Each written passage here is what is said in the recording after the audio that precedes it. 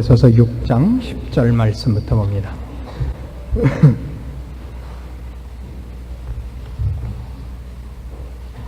에베소서 6장 10절부터 12절까지 봉독합니다. 정말로 너희가 주 안에서와 그 힘의 능력으로 강건하여지고 마귀의 괴계를 능히 대적하기 위하여 하나님의 전신갑주를 입으라. 우리의 씨름은 혈과 육에 대한 것이 아니요 정사와 권세와 이 어두움의 세상 주관자들과 하늘에 있는 악의 영들에게 대함이라. 우리는 마귀의 괴계와 마귀가 우리를 어떻게 넘어뜨리려고 하고 어떻게 우리를 시험 들게 하느냐 하는 것을 오랫동안 연구해 오고 있습니다. 오늘 생각하려고 하는 것은 마귀가 신자들을 어떻게 낙심시키는가 하는 것입니다. 신자들에게 있어서 커다란 시험거리 중에 하나는 분명히 교만입니다. 교만한 죄라는 것은 굉장히 걸리기 쉬운 죄 중에 하나인데, 그것과 똑같을 만큼 걸리면서도 모르고 있는 것이 낙심입니다. 보통 교만은 경계하고 있지만 낙심하고 있는 것은 경계하지 않고 있는 모습을 너무나 많이 봅니다. 우리나라 신자들의 가장 큰 약점이 뭐냐 그러면 낙심하는 거라고 저는 생각합니다. 교만한 쪽 죄보다 낙심하는 쪽 죄를 더 많이 범합니다. 그러니까 교만한 것이 자기를 의지해서 하나님 옆으로 치워놓고 자기가 잘난 척하는 죄라면, 낙심도 똑같이 자기가 자기를 포기하면 끝이라고 생각하는 하나님을 외면하는 동일한 죄인 것입니다. 그래서 이 낙심이라는 죄에 대해서 여러분이 오늘 분명하게 아시고 이것으로 인하여 쓸데없는 절망감과 쓸데없는 시험에 빠져서 시간을 허비하지 않기를 바랍니다. 어떻게 해서 낙심을 하게 되느냐? 두 가지가 있습니다. 첫 번째로 우리가 생각할 것은 잘못한 문제를 너무 집중적으로 생각을 해서 나는 처음부터 구제받을 희망이 없는 자였다, 이런 결론으로 가는 겁니다. 즉 결벽증과 자의식 과잉입니다. 결벽증, 자의식 과잉. 이 결벽증이라는 것이 굉장히 어렵습니다. 자기 안에 조그마한 약점이나 조그마한 죄라도 용납을 못하는 것입니다. 자기가 지은 죄와 지금 아직도 해결하지 못한 어떤 문제들에 대하여 너무 집요하도록 자신을 반성해서 어디까지 이르느냐 하면 이 문제는 하나님도 못 고친다는 자리에 자신을 끌고 가는 겁니다. 제일 중요한 건 그거예요. 하나님도 못 고친다는 자리까지 끌고 간다고요. 여러분, 우리가 시편 기록에 이 다윗의 그 유명한 시들을 읽으면서 기억할 것이 있습니다. 예를 들면 시편 51편 같은 것입니다. 시편 51편 1절을 보십시다. 하나님이여 주의 인자를 쫓아 나를 긍휼히 여기시며 주의 많은 자비를 쫓아 내 죄과를 도말하소서. 나의 죄악을 말갛게 씻기시며 나의 죄를 깨끗이 제하소서. 대저 나는 내 죄과를 아오니 내 죄가 항상 내 앞에 있나이다. 내가 주께만 범죄하여 주의 목전에 악을 행하였사오니 주께서 말씀하실 때 의로우시다고 판단하실 때 순전하시다 하리이다. 내가 죄악 중에 출생하였으며 모친이 죄 중에 나를 잉태하였나이다. 중심의 진실함을 주께서 원하시오니 내 속에 지혜를 알게 하시리이다. 우술초로 나를 정결케 하소서. 내가 정하리이다. 나를 씻기소서. 내가 눈보다 희리이다.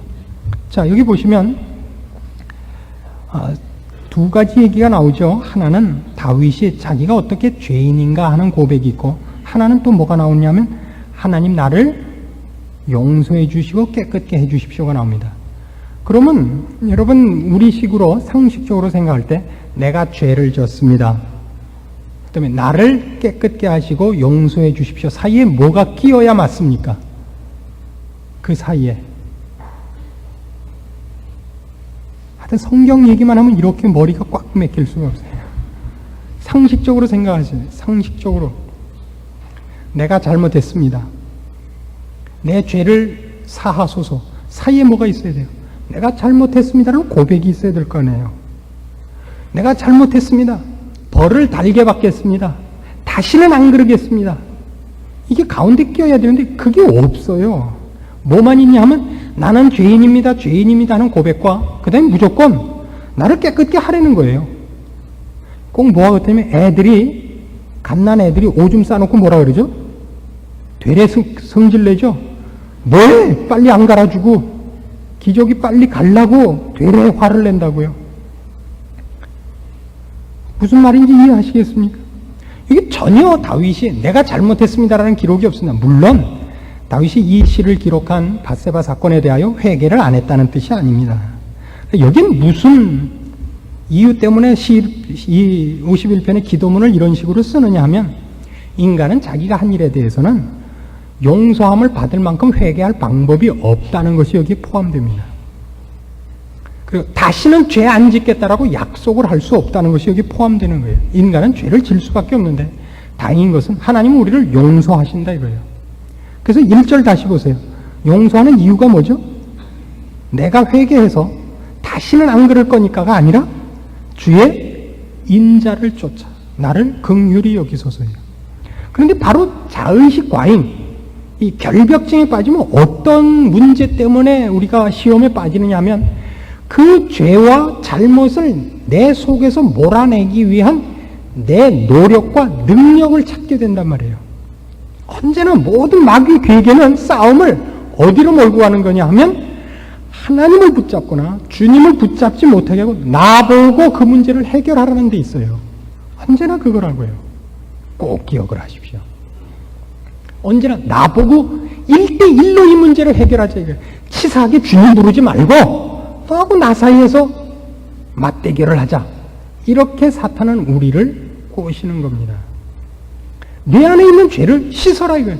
그걸 다 씻기까지는 다른 거 하지 마라 이거죠. 이게 사탄이 우리를 시험에 빠지게 하는 가장 잘 써먹는 수단 중에 하나입니다. 이것 때문에 얼마나 많은 신자들이 사실 스스로를 성찰하고 반성하고 죄를 씻어내는 헛수고를 하는지 모릅니다. 여기서 헛수고라는 의미를 꼭 이해를 해 주십시오. 회개하는 것이 잘못이라는 뜻도 아니고 회개를 안 해도 좋다는 뜻이 아닙니다. 그럼 우리가 죄를 질 수밖에 없는 자고 죄인인 것을 인정하고 겸손히 주께 도우심을 부탁하는 것으로 가기 위하여 회개가 있는 거예요. 회개란 이건 내가 해결할 문제가 아닙니다. 주님 도와주십시오라고 주님께 가서 메어 달리는 것으로 우리를 몰고 가도록 되어 있지, 나 혼자서 그 죄를 회개하고 고친 다음에 주님 앞에 와서 저는 합격이죠 라고 보고하도록 되어 있는 것이 신앙생활이 아니다 이겁니다.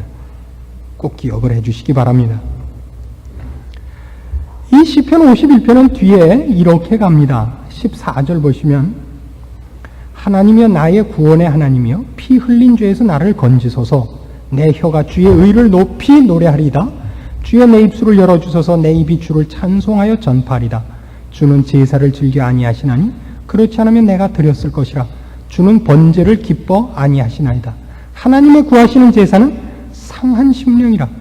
하나님이여 상하고 통회하는 마음을 주께서 멸시치 아니하시리이다. 하나님이 왜 상한 심령과 통회하는 마음을 요구하시죠? 이 문제는, 이 죄에 대한 문제는 우리가 스스로 이 문제를 해결할 수 있는 자가 없기 때문입니다. 하나님께서 예수 그리스도를 이 땅에 보내신 가장 큰 이유가 뭐예요? 우리를 죄악에서 구원하시기 위해서입니다. 그런데 우리가 어디에서 이 좌절에 빠지느냐 하면 예수님과 예수님의 십자가 없이 신자가 되고 싶다는 시험에 빠진단 말이에요. 십자가 필요 없이, 여기가 제일 큰 문제인 겁니다. 그래서 여러분의 신앙생활 속에서 예수님의 십자가가 한 번이라도 더 거론되면 거론될수록 여러분은 신앙이 좋은 겁니다. 예수님의 십자가가 거론되는 것이 막히면 막힐수록 여러분의 신앙은 틀린 것이 됩니다. 이걸 굉장히 어려워요. 왜 어렵냐면 모든 문제를 주께 가지고 오는 건 어떤 때는 체면 문제 같고 어떤 때는 너무 약한 것 같아 보입니다.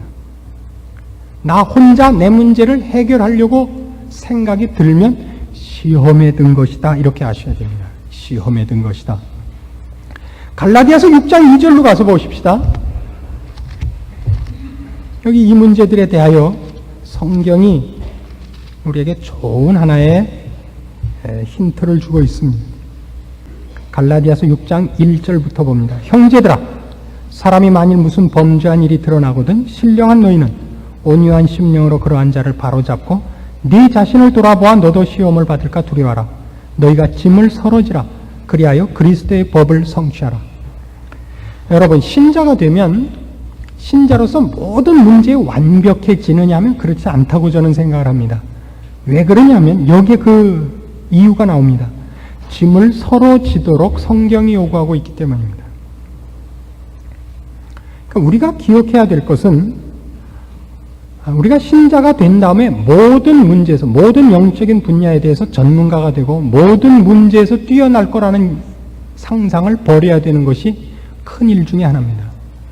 우리가 겪는 좌절감 중에 하나는 나는 이러저러한 문제에서 너무나 못한다, 약하다, 무지하다 하는 것들이 포함됩니다.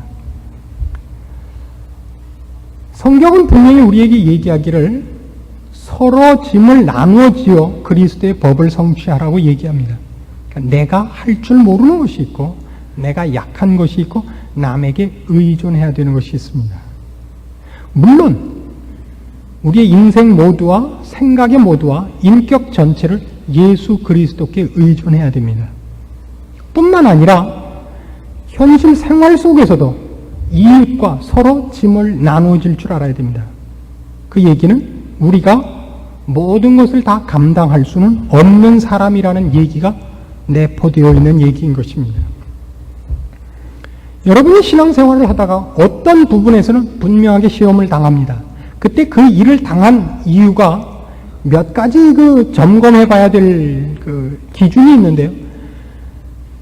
내가 응당해야 될 일인데 안 하고 있는 것인지, 꼭 해야 되는 일인데 지혜가 부족하고 능력이 부족했던 것인지, 그 다음에는 이게 오늘 우리가 생각해 보려는 거예요.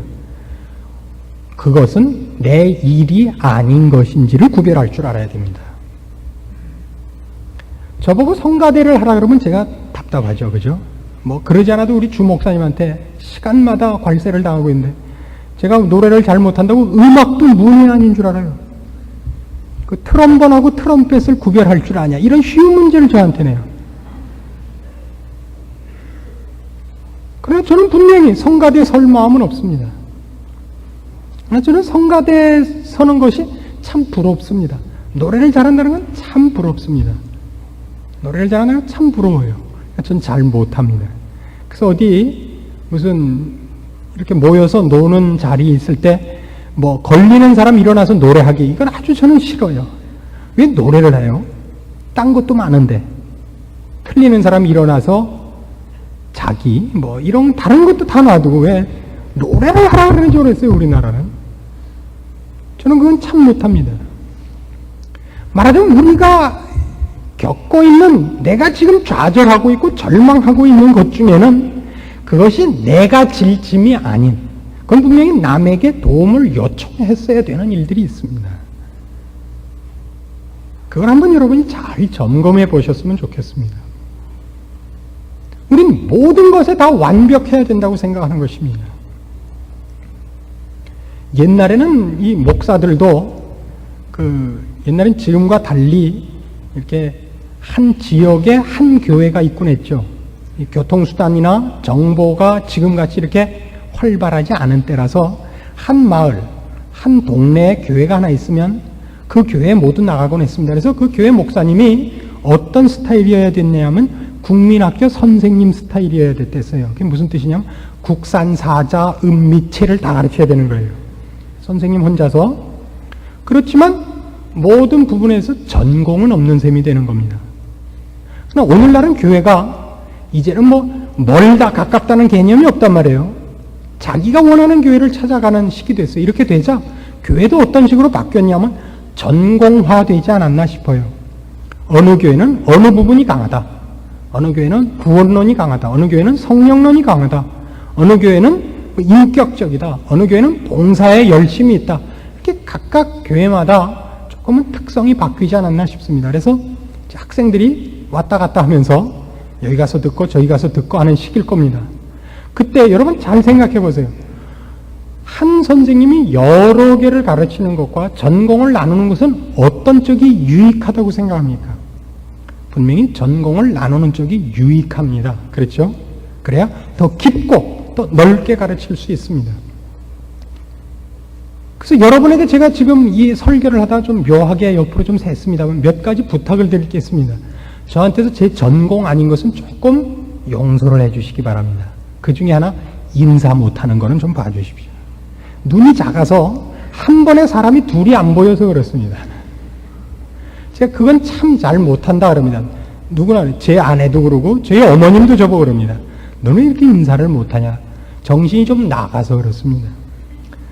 아무 때나 성경 말씀밖에 보이는 게 없기 때문에 사람이 보이질 않습니다. 그 점 널리 이해해 주시기 바랍니다. 그 대신 제가 이거 하나만은 확실하게 하겠습니다. 열심히 말씀 준비하고 열심히 전하겠습니다. 그건 제가 잘하겠습니다. 또 하나 부탁, 저보고 건강하라 그러지 마십시오. 저도 건강하고 싶습니다. 안 건강합니다. 그래서 저도 제 아픈 데 대해서 저도 포기를 했어요. 내비두시면 괜찮아집니다. 지금까지 이렇게 아프다가 낫겠죠 뭐. 말하자면 그런 마음을 여러분이 가지셔야 됩니다. 이거 이해하시겠습니까? 제가 조금 더 이 부분을 여러분을 위해서 제 개인 얘기를 하죠. 제가 불면증이 걸린 지 지금 한 5년 됩니다. 불면증이 걸리면 매일 못 자는 게 아닙니다. 불면증이 오면 한두 달을 가요. 그럼 보통 이틀 내지 사흘을 못 잤다가 한 2, 3일 쌓이면 하루는 확 죽는 거예요. 아주 까무러쳐갖고. 그러면 그 다음날 개운해지는 게 아니라 더운 물 들어갔다 찬물 그냥 온탕 갔다 냉탕 갔다 하는 식으로 되고 완전히 사람이 그 국수 풀어진 것 같이 돼요. 완전히 이상하게 됩니다. 근데 불면증이 처음 걸리시면 불면의 밤을 지내보신 분들을 이해하시겠습니다만은 못 자는 게 문제가 아니라 못 잔다는 그 자체를 못 참습니다. 그래서 이가 갈려요. 근데 그때일수록 특히 옆에 있는 사람이 잘 잡니다. 어느 경우에나. 그래서 괜히 때려서 깨우고, 우리나라는 텔레비가 12시까지밖에 안 하나 이런 시비도 걸고 볼 줄 모르는 AFKN도 보고 그럽니다.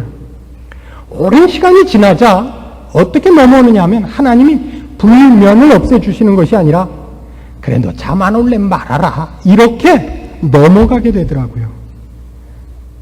무슨 말인지 아시겠죠? 그 마음을 가져주십시오. 제가 여러분에게 꼭 오늘 가르쳐 드리고 싶은 건 그겁니다.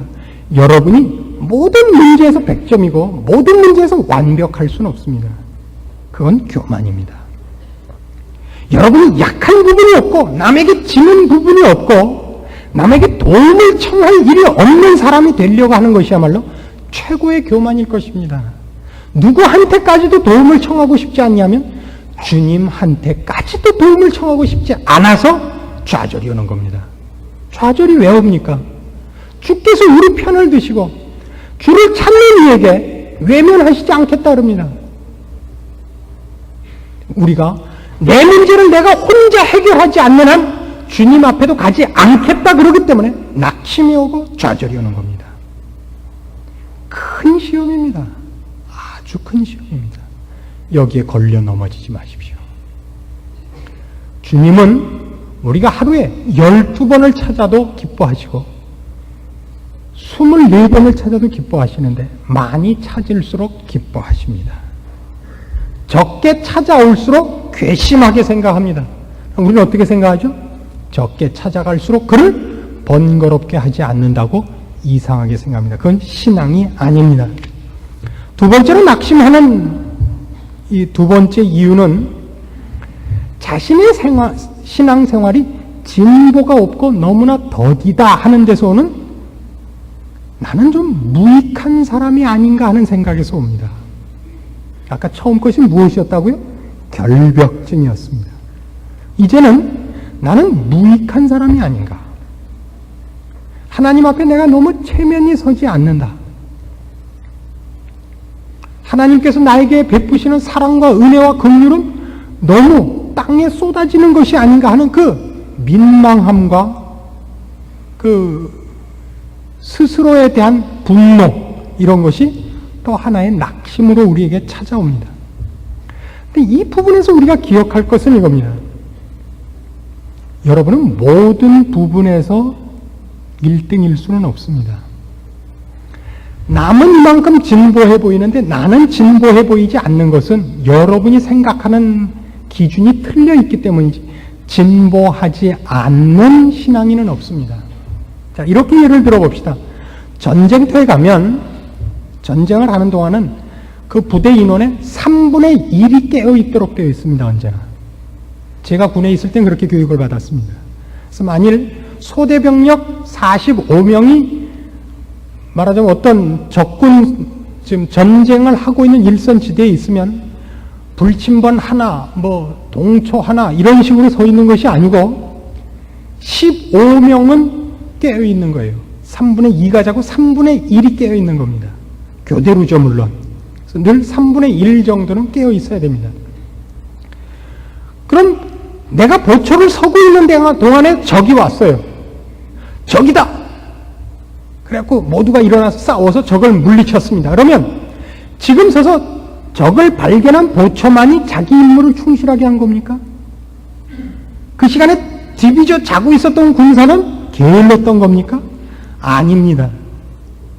그 군사만이 자기 순서일 때 적군이 오는 걸 발견해서 내 임무를 잘했다고 다른 사람은 그런 상황이 벌어지지 않았을 뿐이지 동등한 책임과 동등한 자기 역할을 하고 있었던 것입니다. 이 말씀 기억하겠습니까? 교회 안에는 이런 일이 있습니다. 누가 박수를 받는 일이 생깁니다. 어느 날 누구에게 특별한 일이 생겨서 교우들 앞에 혹은 세상 앞에 박수를 받는 일이 있습니다. 그러나 사실은 우리 모두가 동일한 마음을 갖고 있는 것이고 동일한 일을 할 사람인데 나에게 그 기회가 안 왔을 뿐입니다. 마치 내가 보초를 설 때 간첩이 오지 않은 것과 같습니다. 내가 간첩을 못 잡은 것 때문에 나는 불성실한 군인이었다 이렇게 생각하는 건 잘못입니다. 자, 그 문제를 이제 조금 형태를 달리해서 이렇게 생각해 보십시다. 많은 교인들이 오해하는 것 중에 하나예요. 신앙생활을 하려면 목사같이 해야 된다 이렇게 생각하는 사람이 있습니다. 모든 시간을 다 투자해서 하나님의 일을 하는 것이 최고가 아니겠느냐. 목사를 하든가 정안되면 장로쯤은 해야지 우리같이 평신도 노릇하는 건 이건 안 되지 않느냐 이런 생각을 하시는 분들이 뜻밖의 많은 것을 봅니다. 그렇지 않습니다. 군대에 가 계시면 군에서 전쟁을 하기 위하여 한 사람의 청년이 일선에 나가서 전쟁을 하기 위해서 후방에 7명의 지원인이 있어야 된답니다. 1대7 비율이 있어야 전쟁을 수행하는 겁니다. 왜냐하면 이 전쟁을 하는 사람은 다른 모든 생산직에 종사할 수가 없습니다. 군인도 먹어야 되고 입어야 되고 탄알이 있어야 됩니다. 여러분 군에서 잘 아시는 바와 같이 군에는 보병만 있지 않습니다. 그렇죠? 꼭 일선에서 전쟁을 하는 무슨 보병, 포병 이렇게만 있는 것이 아니라 뭐가 있어요? 수송이라든가 병참이라든가 공병이라든가 이런 것이 있습니다. 그럼 적과 총을 쏘면서 마주 대하고 있지는 않지만 이 전쟁을 하는데 없어서는 안 되는 사람들입니다. 그렇죠? 근데 지금은 얘기가 좀 여러분은 어느 쪽을 원하고 있냐면 목사같이 선교사같이 이렇게 생각을 하고 계시지만 잘 생각해 보세요. 지금 목사는 그럴 때 어떤 사람이냐면 작전 상황실에서 작전 짜고 있는 사람이 불과해지는 겁니다. 여러분 눈에 보이지 않는 여러분이 소청 내고 일선에 나간 사람인 겁니다. 지금의 경우에는 여러분이 실제로 전투를 하는 사람입니다. 목사는 오히려 전투를 안 합니다. 여러분이 전투를 하죠.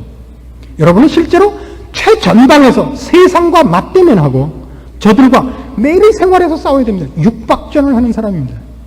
여러분이야말로 옛날에 그 유명했던 육탄 삼용사일 수 있고 백마고지에 휘날리는 백골부대일 수 있고 청룡부대고 맹호부대고 그런 겁니다. 여러분이 싸우고 있는 겁니다. 전쟁의 재미있는 점은 결국 폭격을 하고 뭐 비행기가 와서 쏘고 배에서 한포 사격을 해서 적군을 다 물리쳤다고 해서 그 땅이 내 것이 되는 것이 아니라 우리 편 보병의 군화 발자국이 찍혀야 우리 땅이 되는 겁니다. 아십니까? 여러분은 그 수 없는, 이름 없는 일선에서 싸우고 있는 용사들입니다. 근데 나중에 전쟁하고 나면 제일 큰 훈장은 누가 타먹죠? 지휘관이 타먹어요. 그렇죠? 쫄병들은 화랑무공 훈장 주고 지휘관은 을지 무공 훈장 이런 걸 먹는 겁니다.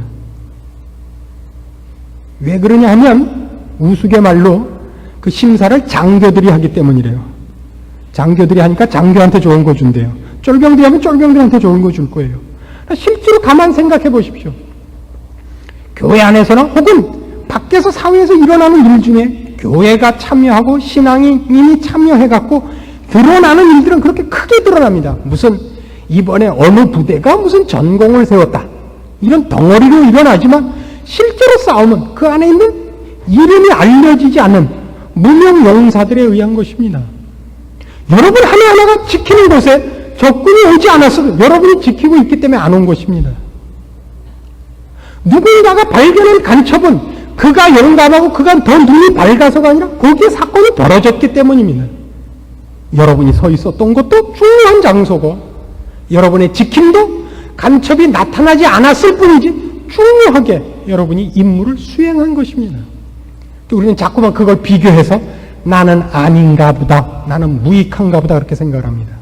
과연 그럴까요? 고린도전서 12장에 가시면 이 문제에 대하여 성경에서 아주 좋은 예를 들고 있습니다.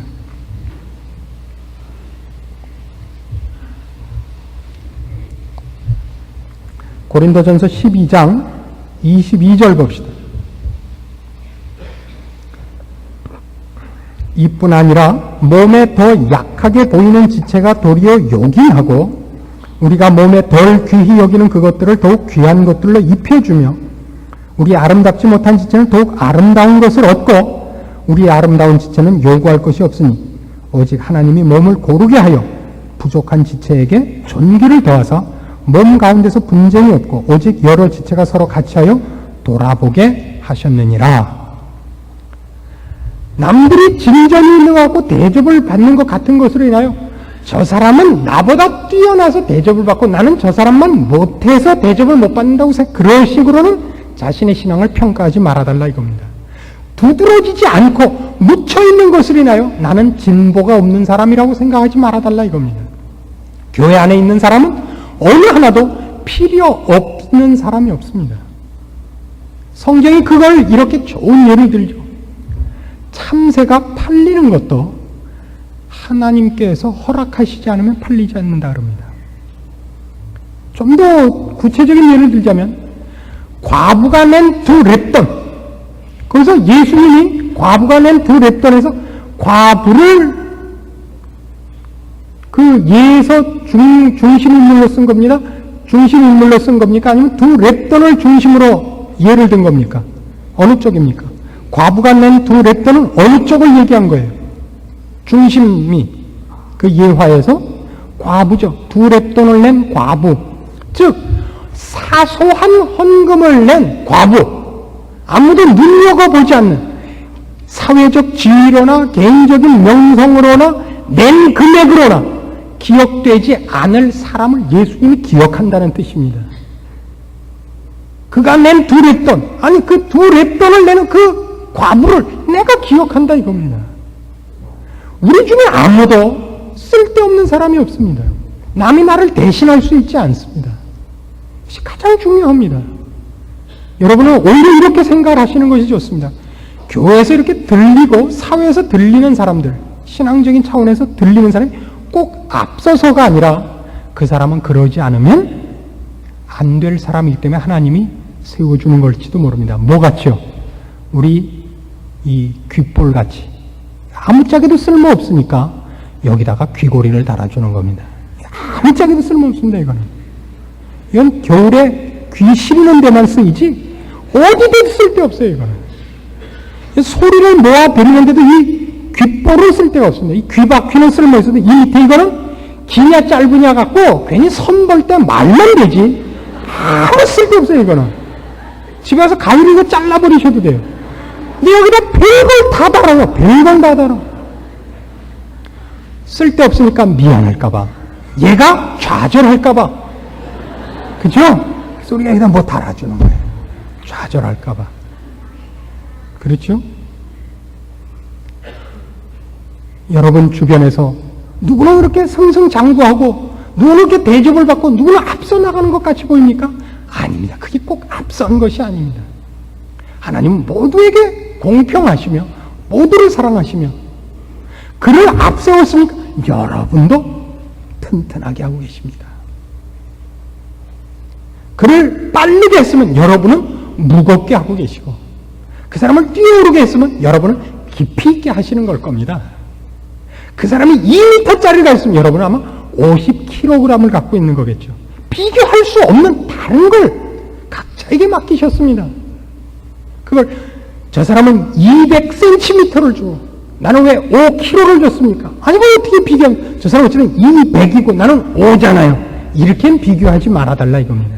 단위가 다르고 하나님은 그때 각 신자에게 허락하시고 만드시는 일들은 서로 비교가 불가능한 무엇들입니다. 우리가 아는 건 이겁니다. 하나님은 나 하나가 죄인이었더라도 예수 그리스도를 나를 위하여 보내셨을 분이라는 것을 압니다. 그렇죠? 나 하나만 죄인이고 모든 사람이 천국에 있고 나 하나만 타락했어도 하나님은 예수 그리스도를 십자가에 못 박으러 보내셨을 겁니다. 그걸 믿으십니까? 우리에겐 좌절이 있을 수 없습니다. 왜요? 하나님이 나를 사랑하시고 기억하고 계시고 지명하여 부르셨으며 복중에 우리를 지으신 분이기 때문입니다. 그가 나를 잊지 않습니다. 젖 먹이는 어미가 어찌 그 아이를 잊겠느냐. 그는 혹시 잊을지라도 나는 잊지 아니하리라.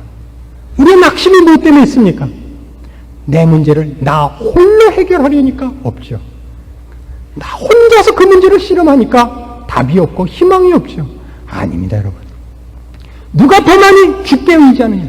누가 더 많이 주를 찾느냐? 누가 더 많이 주께 가서 우느냐? 이것이 우리의 자랑이요, 무기요, 당연한 우리의 책임입니다. 여기서 벗어나서 혼자 자기의 죄를, 자기의 짐을, 자기의 일을 걸머지고 끙끙거리는 것은 미련한 짓이며 교만한 짓이며 하나님을 무시하는 짓입니다. 오늘 밤 여러분이 어떤 짐과 어떤 좌절과 슬픔과 어려운 일을 갖고 오셨어도 여러분이 그것을 혼자 지고 있지 않기로 결심하시고 주 앞에 다 내어놓으시고 주께서 여러분과 함께 그 일을 해결하시기를 기뻐하신다는 사실 앞에 감사하는 마음으로 돌아가시기를 바랍니다. 기도하십시다. 하나님 아버지의 은혜를 감사합니다. 우리가 혼자가 아닌 것과 우리가 우리를 책임질 수 없는 것을 인정합니다. 우리 하나님이 우리를 사랑하시며 지키시며 세상 끝날까지 우리를 지키시는 것을 믿습니다. 이제 우리를 흔드는 마귀의 괴계 앞에 네가 나를 흔들면 주를 흔드는 것이다 라고 답변할 수 있는 믿음을 주시고 네가 나를 넘어뜨리려 하는 것은 나를 사랑하는 주님의 사랑을 끊으려는 짓이다. 공격할 수 있게 우리의 믿음을 키워주시옵소서. 내가 무너질 수 없는 것은 주께서 내 편이기 때문이며 내가 주 앞에서 끊어질 수 없는 이유는 주께서 나를 사랑하시되 피 흘리기까지 사랑하셨기 때문인 것을 우리 이제 믿고 감사하게 하시옵소서. 혹 마귀가 우리 귀에 대고 속삭일 때 나한테 하지 말고 주님께 가서 해보라 라고 답변할 줄 아는 믿음의 군사들이 되게 하소서. 예수님의 이름으로 기도합니다. 아멘.